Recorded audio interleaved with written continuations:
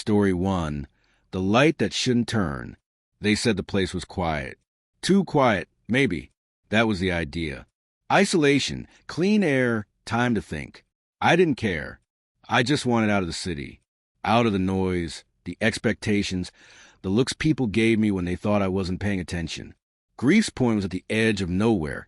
A decommissioned lighthouse 30 minutes past the last gas station, where the road turned to gravel and the radio hissed into static.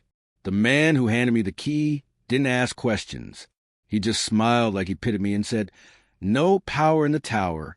Generators hooked to the cabin. Don't bother trying to rest." That suited me fine.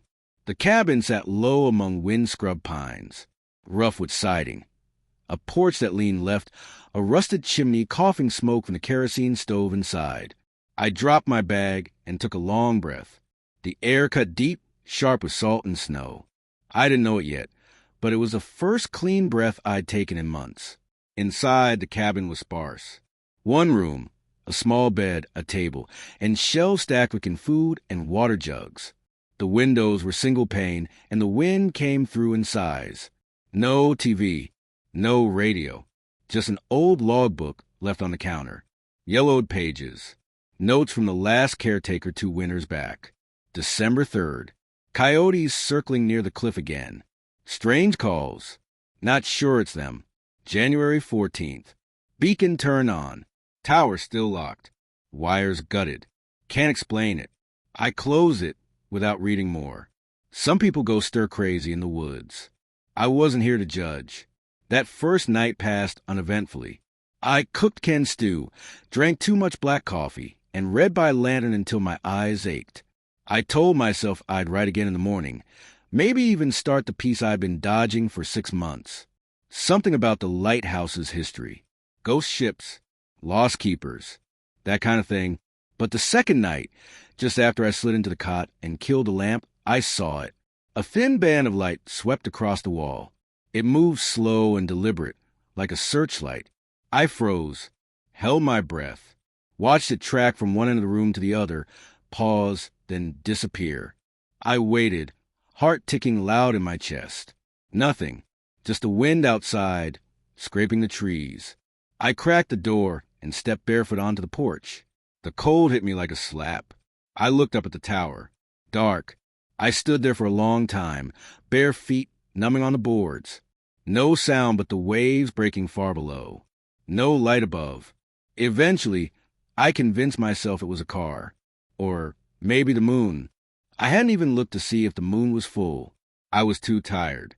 Next morning, I hiked the short trail to the lighthouse. The path was overgrown, the fence twisted with rust. A padlock hung limp from the tower's entrance, more ceremonial than useful. The door had rotted off its hinges. Inside, the air was stale and metallic. Spiral stairs curled up into shadow. I didn't climb them.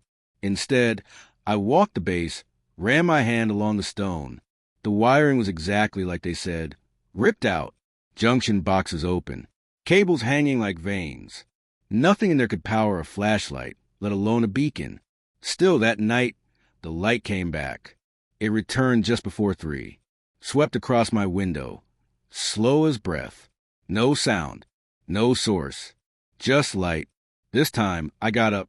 I threw on my coat, boots unlaced, and walked out with a flashlight trembling in my hand. Snow had begun to fall, dry flakes that barely touched the ground. The trees groaned overhead. I followed the beam's imagined arc up the trail, slipping twice on the frozen path. When I reached the tower, the light was gone. The room at the top was cold. Still, I climbed halfway and stopped, with groaning under my weight. I don't know what I expected. Some whirring motor, a prankster's laugh, an explanation. But all I saw was darkness. Back in the cabin, I checked the windows for reflections, sat in silence for hours, watching. The light didn't return. The following day, I started writing. Not the article. I couldn't focus long enough for that. Just scattered notes, observations, small things. Day 4. No animal tracks. No birds either. Just trees creaking, always louder than they should be. Day 5. Found an old tooth in the cabin floorboards. Human, I think. Day 6. The light moved the opposite direction last night. Clockwise now. Swept twice. Paused. It knew I was watching. I stopped journaling after that. I began hearing things. Not voices, not exactly. More like impressions, like the feeling that someone had just spoken, and you only caught the echo of the words. Once, while washing up at the water barrel, I glanced up and saw my reflection in the window, except I wasn't facing forward. My head was turned, staring at something behind me. When I spun around, the room was empty. I covered the mirror with an old towel. By the second week, I didn't sleep well. I stayed up with the lantern lit, eyes fixed on the walls, waiting for the light to come. It didn't always, but when it did, it came slower now, as if deliberately teasing the edge of visibility. One night, I put a chair in front of the window and sat there until dawn, just watching. No movement, but I felt it, that strange attention, like someone pacing outside, just out of view. At some point I must have fallen asleep. I woke up freezing. The fire was out. The wind had picked up. And my journal, the one I hadn't opened in days, sat open on the table. There was a single line written in my handwriting. Why won't you look directly at it? I didn't remember writing it. I tried ignoring it, told myself the cold, the solitude, the silence, all of it was just playing tricks. Anyone would start seeing patterns after too many nights without real conversation. I cut back on the coffee, took longer walks, brought in wood until my fingers bled under the nails. But something had changed, not just around me. In me, the light didn't behave like a beam should. It didn't sweep evenly. Sometimes it paused, lingering against a wall or ceiling for seconds too long. Sometimes it skipped. One night it flickered like someone shaking a flashlight, as if whoever held it had grown impatient. It made me feel studied. By then, I'd stopped trying to explain it. No animal, no machinery, no prank would have had the intent this thing had. I knew how that sounded. I just didn't care anymore. I sealed the window with cardboard, 2 layers thick, nailed it tight. Just seeing the light had begun to affect me. Heart racing, muscles clenching. It wasn't fear. It was expectation, like waiting for a knock that never came. Even with the window blocked, I still knew when it passed. The air changed, subtle at first. A stillness, a faint hum in the bones, like standing near an old transformer. My ears would pop. The smell of ozone would rise in the cabin, faint but unmistakable. Then the silence would stretch, like sound itself had been pushed outside.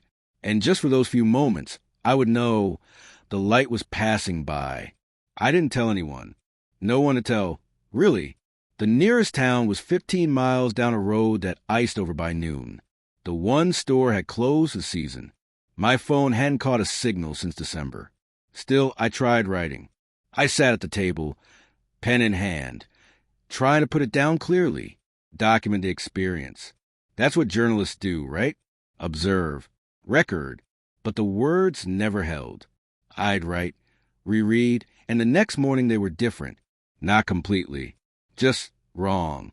One entry I clearly remembered, a paragraph about the stillness during the light's pass. But when I opened the notebook again, the section read. It asked me why I blocked the window. I lied, said I was tired. I hadn't written that. At least, I don't think I had. The worst part wasn't the light or the notebook. It was the dreams.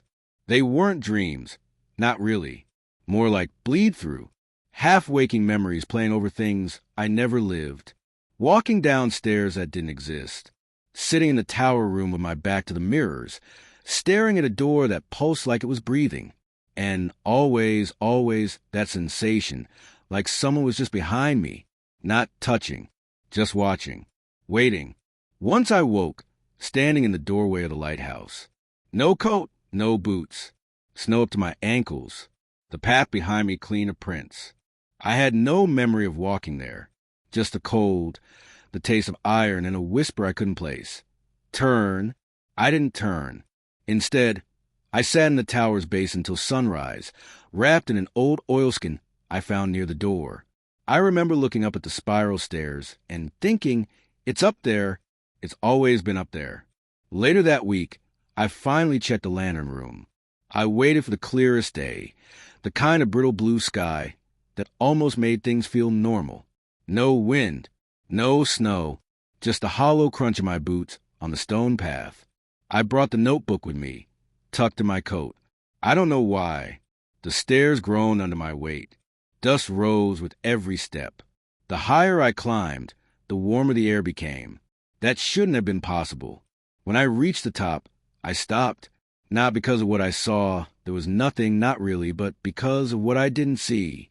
No lens, no bulb, no motor. Just a circular room with dust-coated glass and a wide metal floor. At the center sat a rusted frame, the ghost of the old mechanism, long stripped of purpose. But the room was dry. Clean. Too clean. The rest of the tower had been crawling with decay. Mouse droppings, mold, cracked mortar. But not here. I stepped inside and looked around. The mirrors along the edge were cloudy, warped. My reflection twisted with every step. In one, my face blurred. In another, I wasn't moving at all. I told myself it was light distortion. Nothing supernatural. Just old glass doing what old glass does. But then I found the footprints. Not mine. Dust had settled evenly across the entire floor, except in a perfect circle around the base. A clean ring. No disturbance. As though something hovered there regularly. Spinning. The moment I noticed it, my ears popped. Just like before. That high-pressure change, the weight in the chest. Then silence. Not quiet. Absence. No birds. No wind. Not even the sound of my breath. It was like someone had placed me inside a seal jar. Then I felt it. Heat, faint and circling. There was no beam. No obvious glow. But I knew it was there. It moved around me slowly, brushing past like the edge of a spotlight. I didn't see it, but I knew where it was. It felt like the moment before being caught in a lie. That invisible tightness in the ribs. I dropped the notebook.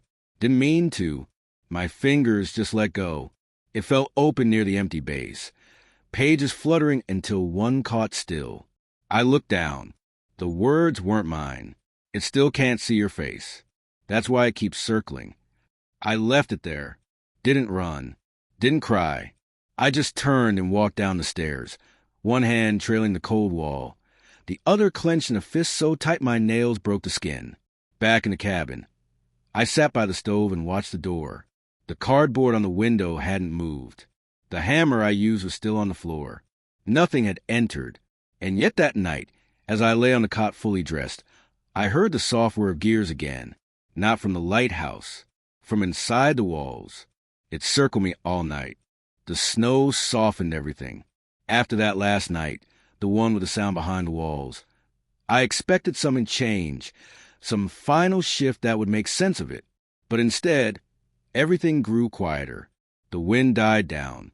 The trees stopped their creaking. Even the gulls that sometimes screamed from the cliffs had gone. What remained was a muffled stillness, like the world was holding its breath. I stopped trying to resist it. I still cooked, still swept the floor and lit the stove, but these routines became hollow. I stopped checking calendar. I had no one to call, no deadline to meet. I wasn't even sure what day it was anymore. In the mornings, I'd walk the short trail to the lighthouse without meaning to. My boots made deep tracks in the snow, but no new snow ever covered them. Days passed. The tracks stayed sharp. Inside the tower, I never climbed again. I'd stand just within the doorway, looking up the spiral, listening. Sometimes I'd hear the faint clatter of metal above, like something shifting weight. Sometimes nothing. Either way, I no longer questioned whether it was real. That was the strange part. Not the silence or the footsteps or the light that had no source, but how easily I accepted them, as if a switch had been flipped and I was simply in it now. One afternoon, I found a small package outside the cabin door, wrapped in butcher paper. No tracks leading up to it. Inside was a bulb. Old, thick glass, like the kind used in aircraft beacons. It had a filament coiled so tight it looked like wires straining to hold something in. I didn't bring it inside. I set it on the porch and covered it with a towel. I didn't want it looking at me. That night, the light returned. Not from the window, not even from the tower, from the stove. It began as a dull warmth against my back. When I turned, there was a soft orange glow behind the grate. Not fire, not embers, just light, steady, breathing. I opened the door slowly. The inside was cold, unlit, but the glow remained. I backed away and didn't sleep. The next morning, I found the notebook again, wedged between the woodpile. Damp but legible. A single line on the cover page, scrawled in my handwriting. Look at it. I burned it. Didn't think. Just opened the stove, tossed it in, and watched the pages curl. The fire caught too quickly, like the pages had been waiting to go. Afterward, I felt no relief, just a dull awareness that it didn't matter. That night, the light shone again. This time, it didn't move. It remained fixed on the door, not flashing, not sweeping, just focused, like the eye of a needle press of the wood. I sat on the cot, staring at it, my hands tight in my lap. Then something clicked. It had never been about the tower. Not really. That was just the shape it had taken. What it wanted, whatever it was, had always been inside, watching, listening, waiting. I stood and dressed slowly. Gloves, coat, scarf. I picked up the flashlight, though I didn't expect it to work. The batteries were dead weeks ago, and I hadn't bothered to replace them. Outside, the snow was undisturbed. No wind, no sound, just the crunch of my boots and the soft cloud of my breath. I walked the path one last time, knowing exactly what I'd find. The tower door stood open. Inside, the spiral steps rose like a throat. I began climbing. Each footfall echoed louder than the last. Halfway up, I paused. I didn't feel alone. The top room looked different. Clean again. Dry. The floor had no dust this time, just a perfect ring of soot where the beacon once stood. The mirrors were uncovered, their glass clearer than before. I approached slowly. In the first mirror, I saw myself standing still. No surprise. No movement. Just me. In the second, I was facing the opposite direction, back toward the stairs. In the third, I wasn't there at all. I turned in place, checking every reflection, each one offering something slightly wrong. A sleeve lifted, a blink missed, a breath taken out of rhythm. In one, my mouth was open when it shouldn't have been. Then I saw the reflection of the bulb. It sat behind me, center of the room, glowing now. No socket, no base, just balanced there, warm and pulsing. I turned around. Nothing. The center of the room was empty. I looked back at the mirror. The bulb was brighter now. The thought came without warning. It's not showing you what's there. It's showing what's behind your eyes. I backed away. My head felt thick, like I was underwater, like something was pressing against the sides of my skull. Then the mirrors went dark. Not all at once. Just the edges first, like shadows closing in. I closed my eyes. There was no sound, no air, just a pressure, quiet and deep, building behind my ribs. I felt my feet lifting slightly off the floor, or maybe the floor itself was rising. Then I opened my eyes. I was outside, standing on the porch of the cabin. My coat was gone. My boots were dry. The towel covering the bulb had been removed. The bulb sat there unlit, plain as glass. The sun was rising. Birds chirped. I never remembered walking back. Inside, the stove was cold. The floor was swept. No mirrors. No journal. No soot ring. No signs that I had ever left the cabin. I sat at the table and folded my hands. I didn't speak. I didn't move. That night, the light didn't come. Nor the next night. Nor the one after. But sometimes, even now, when I close my eyes, I see it still circling, still waiting. And the worst part? I'm not sure whether it ever stopped, or if I just finally stopped noticing. Story 2. The keeper who never left. The boat dropped me off just before dusk. No formal goodbyes. The captain handed down my bag, nodded once, then turned the engine without a word. The motor echoed across the channel until the sea swallowed the sound. After that, there was only wind. Eileen Moore wasn't much to look at, Just a bald patch of rock and grass rising out of the water like someone had forgotten to finish it. No trees, no animals, just lichen, gulls, and the lighthouse. Even from the shore, I could hear the building creak under the wind. The tower stood alone at the island's western edge, its whitewashed walls stained gray by salt and time. A shed leaned behind it like it might fall with the next strong gust. Everything else, the barracks, the generator shed, the weather station, was gone. I was told there used to be more, but storms had a habit of peeling the place down. I walked the path slowly, boots heavy with salt spray, bag dragging at my side. The lighthouse door opened without much effort. Inside, it smelled like mildew and oil. The air hung still. The previous keepers had left the place clean. Too clean. The floorboards were scrubbed. The narrow bunkroom held 3 cots with stiff blankets tucked in too tight. Someone had stacked the supply crates with mathematical precision. The air held a silence that didn't feel empty so much as expectant. They told me the last 3 men posted here, McLaren, Donahue, and Stern, had been relieved after one fell ill and the others began showing signs. That's all the board said. No further explanation. Just a need for someone dependable to hold station until the next inspection. I was dependable. I stowed my things in the far cot, checked the pantry. Tinned fish, biscuits, dried beans. Water barrels lined the far wall. Enough for weeks. Everything in order. By habit, I checked the logbook. It lay open on the desk in the main room, a large bound volume, inked with neat cursive. The last entry was dated 10 days ago. Stern had signed it. Oil-topped. Beacon operating as usual. Foghorn test inconclusive. Wind pressure increasing. No vessel sighted. Nothing odd in the words. But the pen pressure was strange. Too heavy. Letters etched like someone trying to press through the page. It didn't match his earlier entries. I turned the page. The next sheet was blank.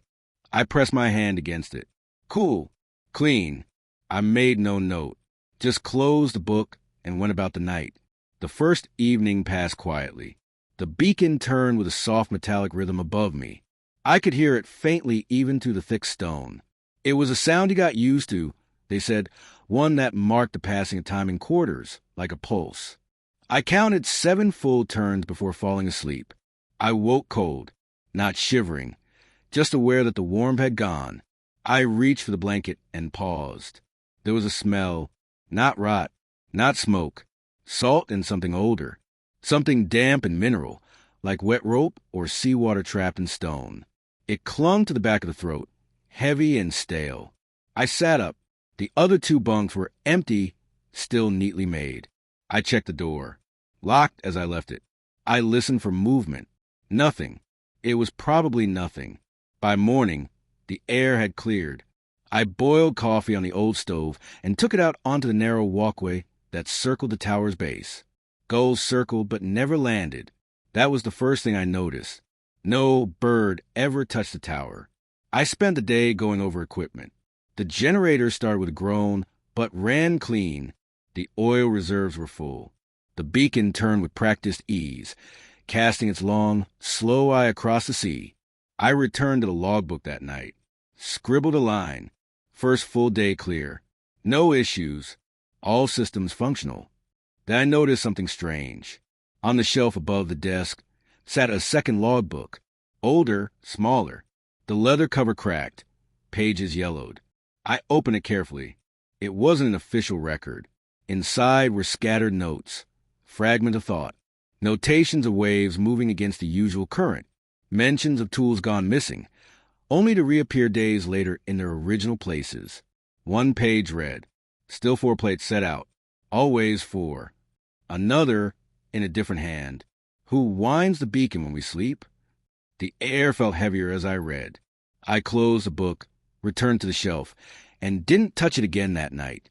The second evening, I checked the duty ledger. 3 names were penciled in, mine and the previous 2. That made sense.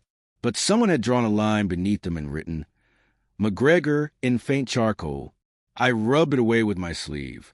It smeared. By the 3rd morning, I noticed the coat. Oilskin. Hung neatly by the door. Not mine. I'd arrived with my own, a different shade, different size. This one looked worn, still damp. The hooks dripped onto the floorboards. There were no footprints leading to it. I didn't touch it. I didn't move it. I told myself one of the others must have left it behind, and I hadn't noticed before. That night, as I climbed the tower to inspect a lantern, I paused on the final stair. The air at the top was warmer. Not by much, but noticeable. The rotating glass made its slow circuit, the light casting wide arcs across empty sea. I turned to descend, and froze. One floor down, halfway around the circular stair, a shadow moved. Slow, deliberate, not fast, not lunging, just turning. I waited. It didn't come closer. I descended slowly, step by step, not looking directly where it stood. When I reached the base, the stairwell was empty. The coat by the door was dry. I slept poorly. The bunk felt shorter than it had the night before, the blanket heavier. I heard the creak of boards above, too rhythmic to be the wind. In the morning, the smell had returned, salt, mildew, and something I still couldn't place. I returned to the old book. One new page sat open. The fourth does not speak. He listens. I closed the book, set it back where I'd found it. I didn't remember leaving it open. The fog arrived on the fifth day. Not a drifting haze or morning mist, but something thicker, sour in the nose, slick on the skin. It rolled in heavy from the sea and pressed against the windows like a living thing. I woke to it. Couldn't see 5 feet from the tower. The light struggled to cut through it. Its slow, sweeping beam swallowed whole before it could reach the rocks below. That morning I boiled coffee and stood at the base of the spiral staircase, listening. Nothing unusual, not exactly. Just the usual groan of old stone and was settling into another damp day. Still, I waited longer than necessary before climbing to the gallery. The air was warmer again at the top, just slightly, not pleasant. More like the warmth left behind after someone's been standing too close. The lantern itself rotated as expected. I checked the mechanisms, noted the oil level, cleared the dust from the vents. Before heading down, I turned to glance back out at the sea. Only I couldn't see it. The fog wrapped the entire tower like gauze. No sky, no horizon, only that dull, wet gray pressing in from all sides. I stayed there longer than I meant to, listening again, not for footsteps or voices, but for something subtler, breathing, perhaps, or the shift of someone turning, adjusting weight on the metal gallery. Nothing came. I descended. Halfway down, I found a pebble, smooth, flat, reddish-gray, sitting neatly on the third stair as if placed. Not unusual in itself, except I hadn't brought stones in, and the interior was swept clean every few days by regulation. I pocketed it without thinking. Later that day, I returned to the logbook to record the fog and noticed a second set of initials beside mine. Not in ink, pencil, faint, still damp. It read simply, duty shared, AM/JM. My name is Alistair McCrae. I've never written those letters like that before. Never used my initials that way. And I certainly didn't sign anything with JM. There hadn't been a JM assigned to this post. I ran through the supply ledger. 3 names, all familiar. No extras. Still, I checked the storage hut behind the tower. Crates untouched. Inventory intact. But one of the bunk pillows had a small dent in it, like someone had rested their head too recently for it to be explained by time alone. That evening, I removed the oilskin coat from the hook. I didn't throw it out, just moved it to the storage shed, hung it beside the spare fishing net, locked the door behind me. The key stayed in my pocket. The next morning, the coat was back on the hook. Damp again. A faint smell clung to it, not mildew or rot, but pipe smoke, the kind that lingers in wool. My father used to smoke one like that. The memory hit hard. I didn't move it again. That night, the foghorn sounded. Once. Not a test tone. Not a mechanical error. A long, low blast that vibrated the glass and stirred something deep in my chest. I hadn't activated the horn. I hadn't touched the control box. The generator hadn't powered the horn for days. Not since the first supply run. I sat in the dark for an hour after that, waiting for it to repeat. It didn't. The logbook was still open when I returned to the desk. The pencil rested at an odd angle, balanced between the spine and the margin. Another entry had been made. 4:13 a.m. shift exchanged. No name. I stared at it for a long time, unsure if I was more unsettled by the message or by the realization that I couldn't prove I hadn't written it myself. The next day, I forced myself to follow routine. Measured water. Tested the beacon speed. Checked the supply ledger. One item was off. The tea. 5 tins had become 4. I didn't drink tea. The missing tin turned up that night, half empty, beside the old bench in the supply shed. No cup, just leaves scattered across the wood, slightly damp, as if the mug had been poured and removed before I arrived. I opened the shed window for air, leaned out. The fog had returned, thicker than before. It crawled over the ground in slow, rippling waves, reaching across the grass in tendrils. I watched it curl around the base of the lighthouse and disappear through the open stairwell. I closed the window, turned back, and found the coat again, still hanging.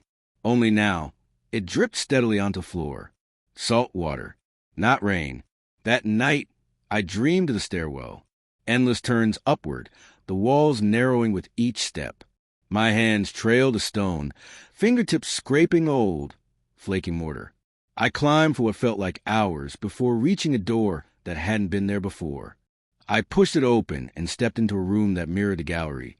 But without the light, there was a 4th cot, neatly made, headboard carved with initials, Jam.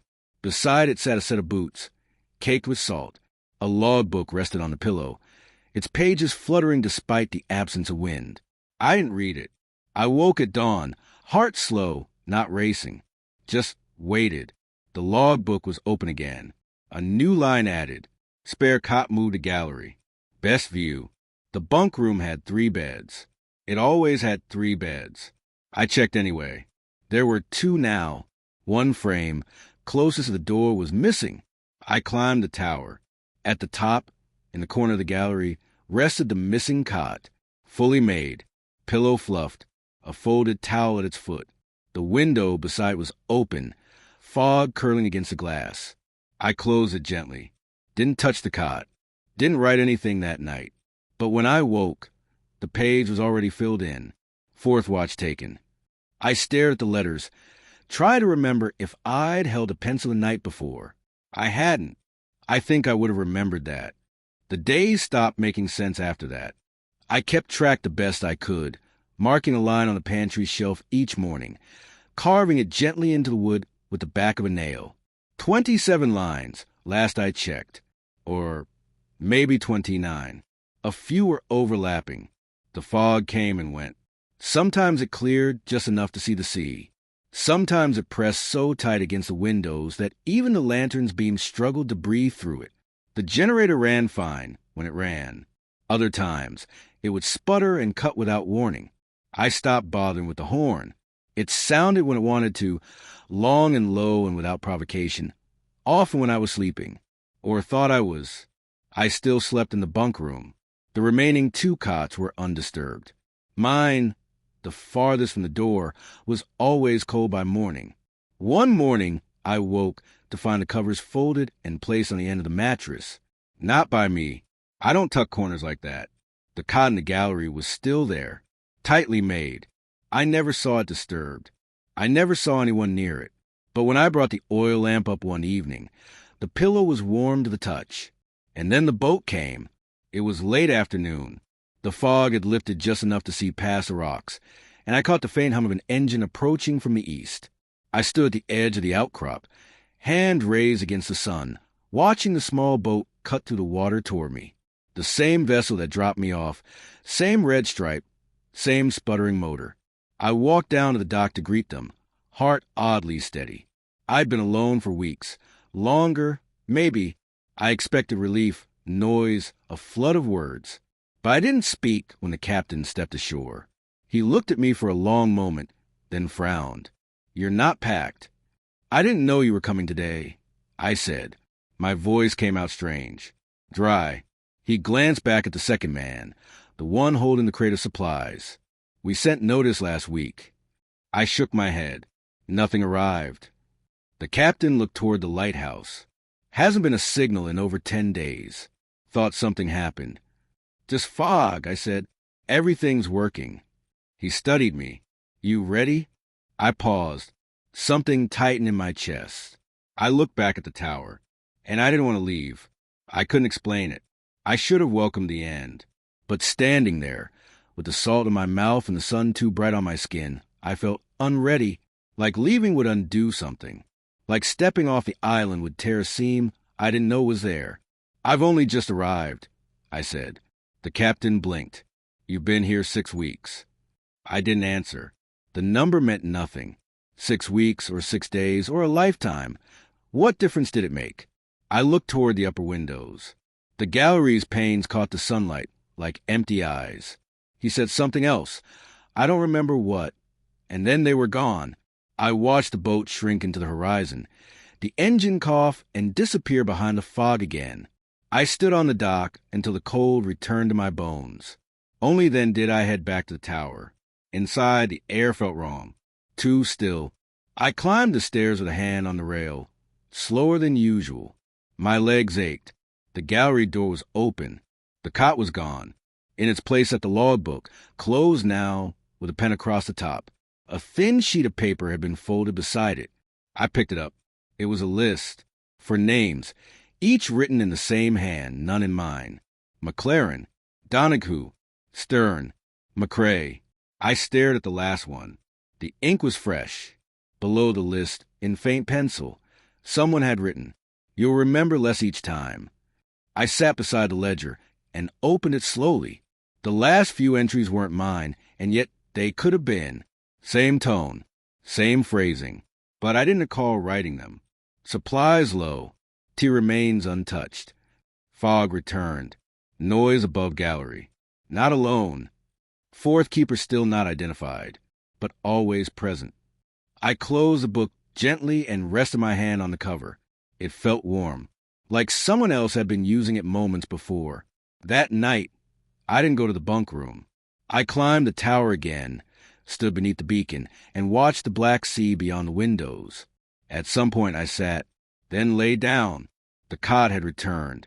I don't remember falling asleep, but I do remember waking. There was light outside, moonlight or foglight, I couldn't say. A pale wash across the gallery, barely enough to see by. The walls hummed faintly. The glass above rotated. And next to me, someone breathed.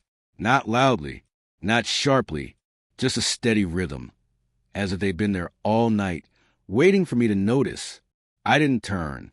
I didn't move. I just stared at the journal, still open on a nearby table, where a new entry had been written. I could barely read it in the dim glow, but I made out the words. McCrae relieved at midnight. Tower manned. Rotation continues. It was signed, J.M. I didn't recognize the initials. I didn't need to. They'd always been there. I closed my eyes and listened to the beacon turn. Story 3. The man in the oil room. The rain didn't stop once the entire drive up. It was the kind of rain that didn't fall. It drifted. Sheets of fine mist skimming across the road, blown sideways by winds that never let up. The Jeep's wiper struggled. My hands ached from gripping the wheel. The access road curled up along the cliff's edge. No guardrails. No lights, just loose gravel and the sound of tires crunching toward nowhere. I reached the gate a little after 6 p.m. The automated beacon blinked twice. Confirmation of entry. The metal gate opened just enough to squeeze through. The bunker was built into the hillside, moss-colored and damp, with rust streaking from the corners. I parked close and left the engine running as I unlocked the door. The air hit me like wet wool, old concrete, mildew, and the faint sharpness of cold oil. Inside was what you'd expect. One main hallway, a maintenance bay, a server rack humming in the corner, and a narrow stairwell leading to the now automated lighthouse at the cliff's edge. A secondary stairwell led down, toward the lower levels. Those weren't in use anymore. Officially sealed since the flooding in the 1980s. I dropped my bag on the cot and booted the terminal. 3 nights, they said. Check the beacon's rotation algorithm. Log any fluctuations in backup power, and confirmed that no local wildlife had tampered with the base sensors. Simple. I'd done it before. The logs loaded. The system was sluggish, weather must have disrupted the satellite sync, but everything looked normal, until I noticed a user log. 2 access points. Mine, obviously, timestamped from my arrival, and another, H. Anders. Logged in, 4:17 a.m. Duration, 3 hours 42 minutes. I frowned.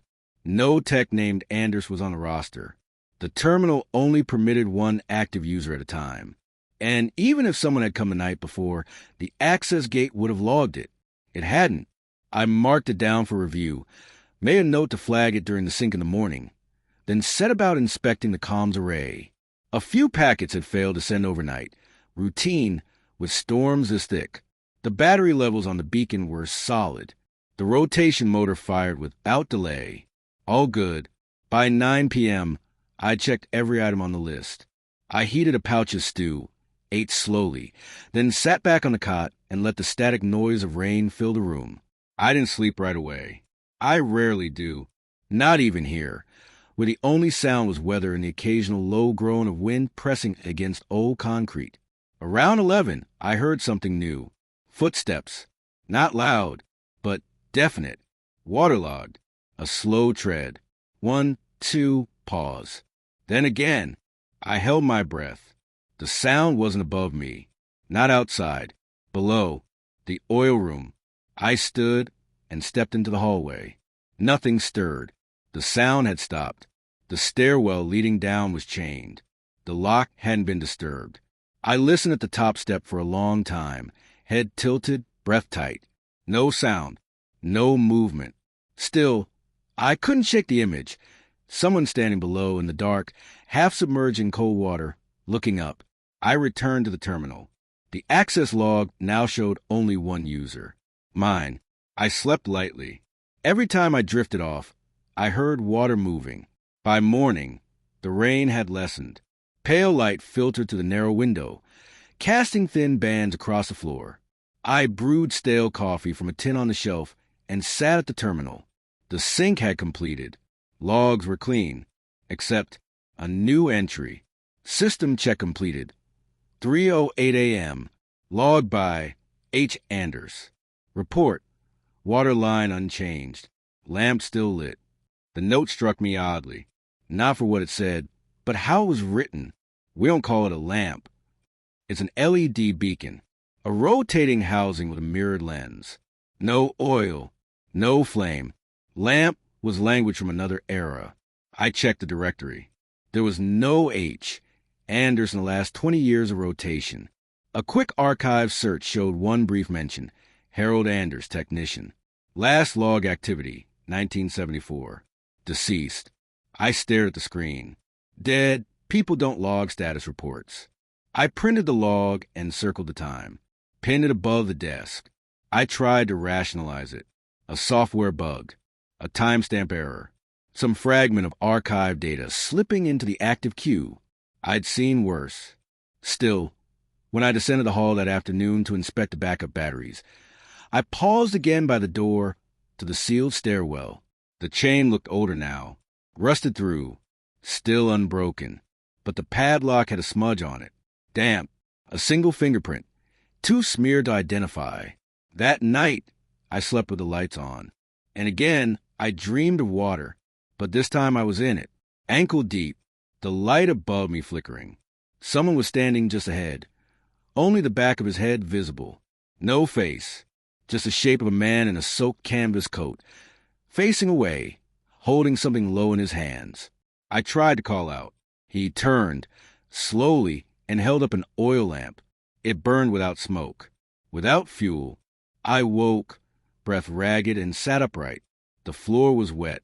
A thin line of muddy water led from the stairwell to the edge of my cot. It stopped there, as if someone had come up halfway, then turned back. By the second morning, the sound had changed.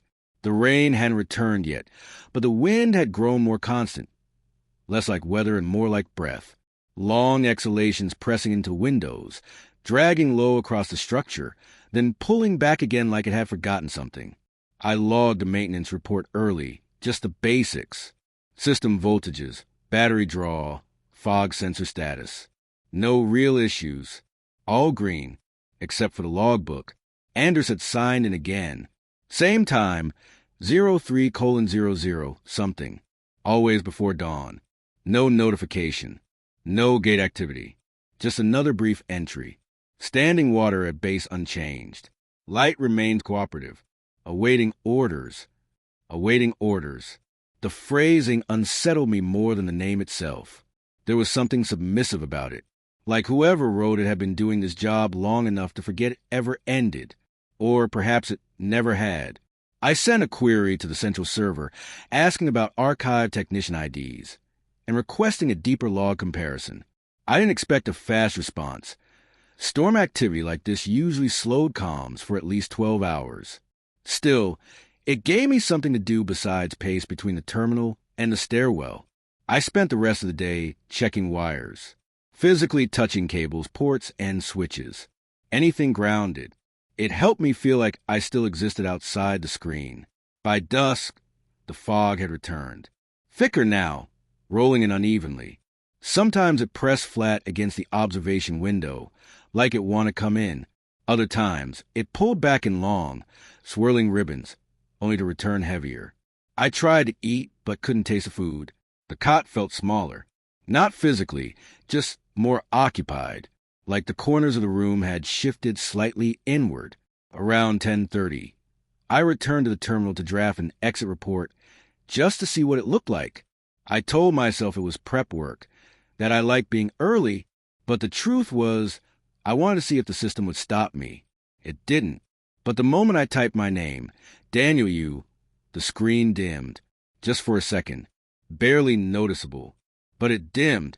I deleted the line and stood up. The stairwell light flickered. The hallway stretched longer than I remembered. Not literally, but enough to make me hesitate before walking it. I approached the sealed door slowly. The chain was still in place. The lock hung straight, motionless. But the faint outline of a footprint had appeared on the concrete just beside it. Dark, water-soaked, partially dried. I stepped closer. The print faced away from the stairs, as if someone had come up, not down. No second print. No trail. Just one. That night, I left the hallway light on. Around 2:45, I started hearing the sloshing again. Soft, measured, the sound of steps through ankle-deep water. But this time they didn't fade. They paused. Then came the creak, the unmistakable shift of weight on metal stairs.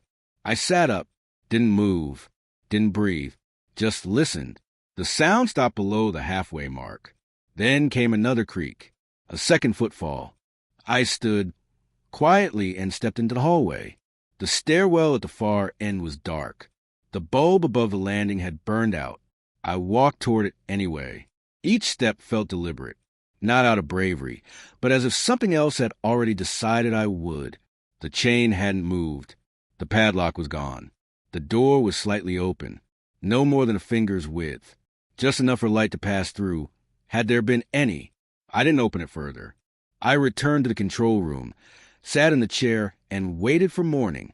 When daylight returned, the door was closed again. The padlock had returned, but not the same one. This one was newer, silver, shiny, with my name engraved on the back. I never owned a padlock. I checked the logs. Anders had written again. Daniel observed me last night. Finally. Nothing else. Just that. I stepped back from the screen and stared at the CCTV feed for camera angles. 3 showed what they should.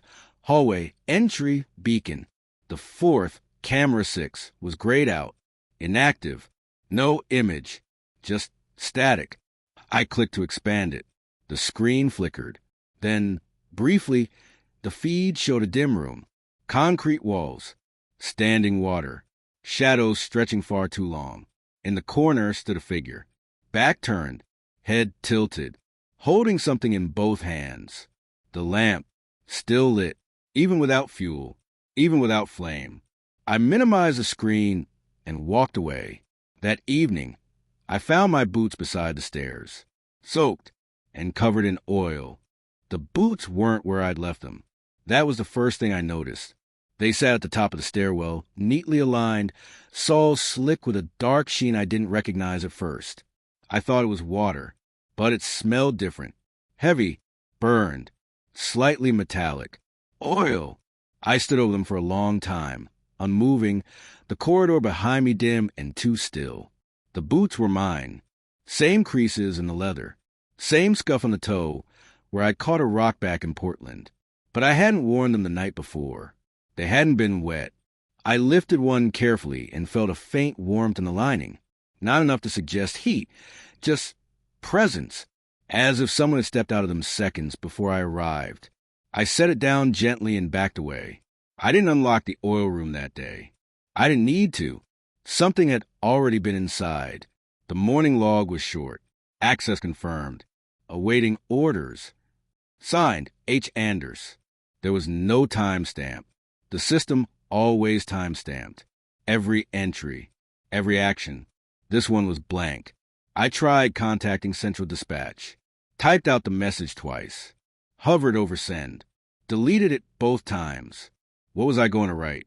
The oil room is unlocked. My boots move themselves. And a dead man is waiting for instructions? Instead, I reviewed the security footage again. Camera 6 flickered for a moment, then cut to static. I watched the feed from the night before. At exactly 3:11 a.m., the image stabilized for 3 seconds. A figure appeared at the bottom of the stairwell. Not walking, just standing, water up to the ankles, shoulders hunched, face turned just slightly toward the camera, but no features, just blur and wet fabric. In his hands, the lamp, flickering, low orange glow, shifting like breath. Then it was gone. The screen pulsed once, then returned to gray. I played it again, frame by frame. The figure remained still, but something else moved, reflected faintly in the water. A second shadow, kneeling in the far corner. It didn't look up. That night, I didn't sleep. The light stayed on. The hallway buzzed faintly, the hum growing more rhythmic with each passing hour. My eyes burned from staring at the walls, waiting for motion that never came. Just after 2:30, the comms terminal pinged. A new message, not from Central. No routing data. Just a single subject line. Final rotation. No body text. The screen dimmed slightly. A soft tap echoed from the stairwell. I turned and looked down the hall. The door was open again. No chain. No lock. Just open. Not wide. Just enough. Enough to let sound through. Water shifting. A footstep. Then another. Then silence. I stood, picked up the flashlight. Didn't turn it on. Walked slowly. The door creaked slightly as I pushed it inward. Cool air greeted me, damp and metallic.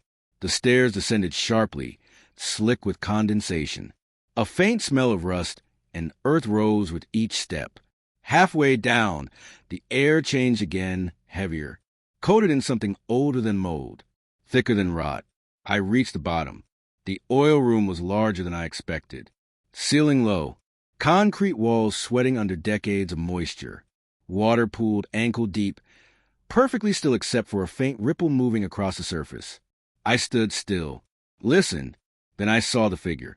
Back turned, coat dripping, shoulders unmoving. He stood in the center of the room, facing the far wall. The lamp in his hands glowed faintly, dim but constant. The flame didn't flicker, didn't dance. It just burned. He didn't acknowledge me. I stepped forward slowly, water lapping against my boots. The ripple shifted. Not from me, from the other corner. Another figure sat there, kneeling, barefoot, head lowered, wearing my clothes. Same jacket, same pants, same scratch on the sleeve I'd torn getting out of the Jeep that first day. He looked up. It was my face. Drawn, tired, pale but mine. He didn't speak. Just held up his hand, palm open, showing the chain and lock. My lock, the silver one. The one with my name etched on the back. I staggered backward, the water sloshing loudly now. The man with the lamp turned slightly, only his head, and I finally saw a part of his face. Not a face, really, just the impression of one. as though features had once been there, but were now scrubbed clean by time, by duty, by repetition. He lifted the lamp toward me, not offering, expecting. I turned and ran. Back up the stairs, out into the hallway, feet soaked, throat dry. I slammed the door behind me and braced it with the supply cabinet. The bulb overhead popped. Darkness, then silence. I sat on the floor until dawn. The final morning log appeared at 6:17 a.m. Rotation acknowledged. Lamb transferred. You relieved. Signed, H. Anders. My name had been crossed out. Below it, D. Anders.